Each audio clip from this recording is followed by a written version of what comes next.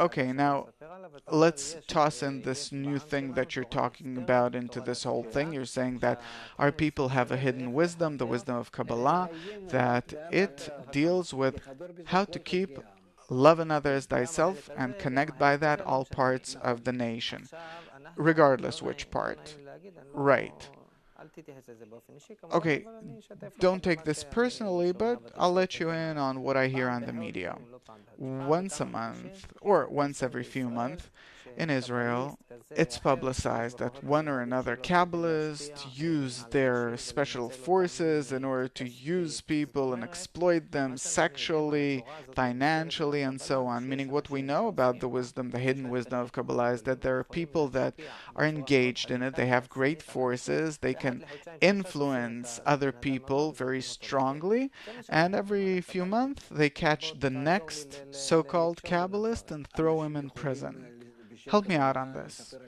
People in the name of Kabbalah can tell you anything because it is perceived as the hidden wisdom. Then they can say that they're Kabbalists. No one can come up to them and examine whether they're Kabbalists or not. If it's the revealed Torah, you could give him the book of Gemara and see what does he know. In the wisdom of Kabbalah, you can't examine what a person knows or not. Other Kabbalists can come to him and examine whether he knows what he's talking about. And obviously, according to what they tell and teach, it's obviously not the wisdom of Kabbalah. Some charms and red strings and amulets and different ideas regarding healing. It's not the wisdom of Kabbalah at all. The wisdom of Kabbalah is only about bringing the reforming light to a person, correcting him, and bringing him to love of others. This is what the wisdom of Kabbalah is about, and it says so. It's not that I say this, it's written in the books. And therefore, I have nothing to say about those people that as if use the names of the Torah and the Kabbalah and as if they're great in this field and they deserve it and so on. What do we have as a result? That the people of Israel are included in all of these problems and they see them. I hope that by this they will learn the truth. Now, when you're talking about correction, you said that a person has to correct himself. When I previously told you that every 2-3 months they catch a so-called Kabbalist that performed corrections, especially on women, convincing them that in order to correct their souls, they have to do with them one thing or another. What do you mean when you say correction? A correction is something that someone can do for me? Can someone correct me? What is a correction?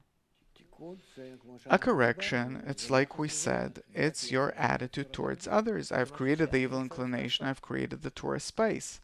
Is it something that I have to do? Can you correct me? No, of course not. I have to do it, she has to do it, any person has to do it. A Kabbalist, it means a person who knows how to use the reforming light, the so-called higher light, and to draw it to correct himself.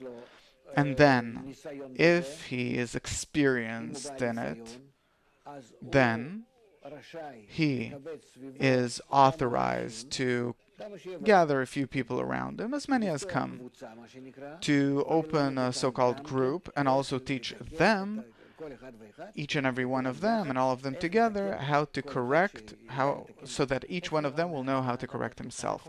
How does a corrected person, what does he look like? How does he behave?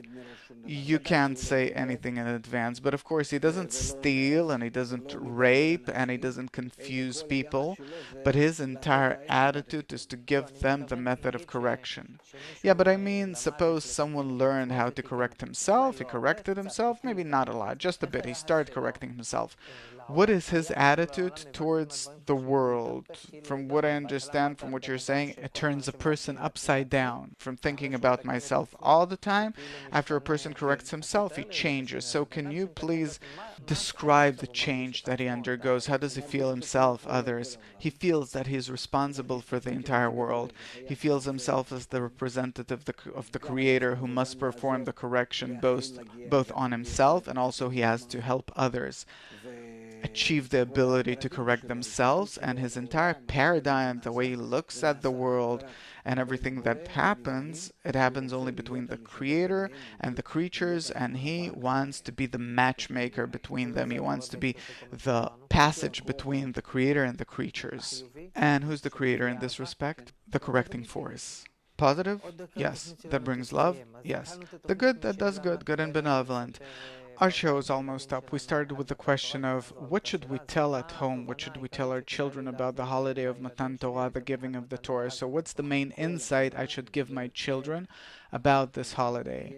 The entire Torah speaks about how can we reach love of others. That's all there is to the Torah. All the rest, as Hillel says, go and study. All the rest are only details of the rule of love another as thyself. And why do we celebrate it? Because we got a method of how to correct ourselves and reach a world which is utterly good, a whole, perfect, eternal state. And you move on to the next level of the existence of reality. The Torah is preparing such things for us that we can't imagine where are we now compared to that. It's worthwhile revealing.